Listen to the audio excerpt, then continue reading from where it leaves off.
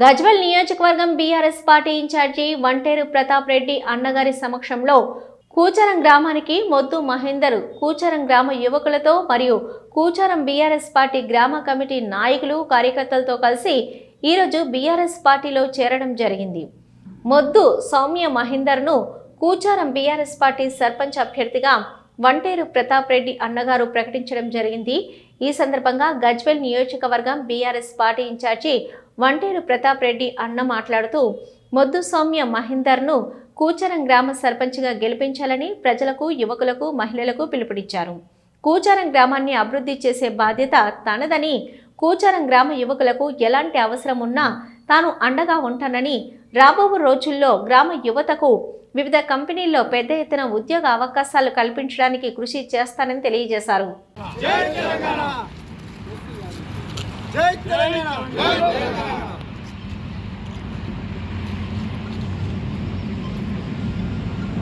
జై తెలంగాణ, జై కేసీఆర్, జై కేసీఆర్, హరీష్ రావు గారి నాయకత్వం వర్ధిల్లాలి, హరీష్ రావు గారి నాయకత్వం వర్ధిల్లాలి, జై తెలంగాణ, జై తెలంగాణ, జై తెలంగాణ, ప్రతాపన్న గారి నాయకత్వం వర్ధిల్లాలి, ప్రతాపన్న గారి నాయకత్వం వర్ధిల్లాలి, ప్రతాపన్న గారి నాయకత్వం వర్ధిల్లాలి. పెద్దపూడిని పెట్టుకేసి కూచారం యువత మనోరాబాద్ మండల పార్టీ అధ్యక్షుడు శేఖర్ ఆధ్వర్యంలో,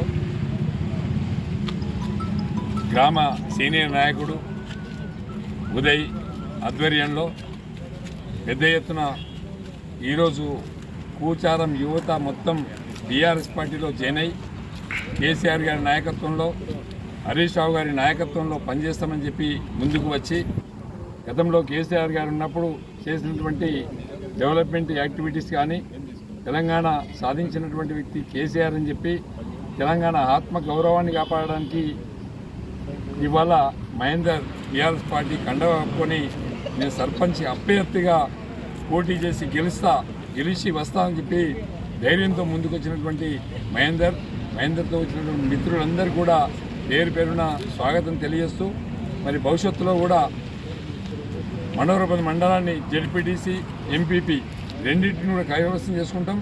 దాదాపుగా మండలంలో ఉన్నటువంటి 17 గ్రామ పంచాయతీలు కూడా మేమే గెలుస్తామన్నటువంటి విశ్వాసం మాకుంది. ఎందుకంటే కేసీఆర్ గారు మనోరాబాద్కి మండలం ఏర్పాటు చేసిండు, ఒక మండల కేంద్రాన్ని ఏర్పాటు చేసిండు. ఈ ప్రాంతంలో ఉండే ఇండస్ట్రియల్ కానీ ఈ ప్రాంత అభివృద్ధి కోసం కేసీఆర్ గారు పనిచేశారు, హరీష్ రావు గారు పనిచేశారు.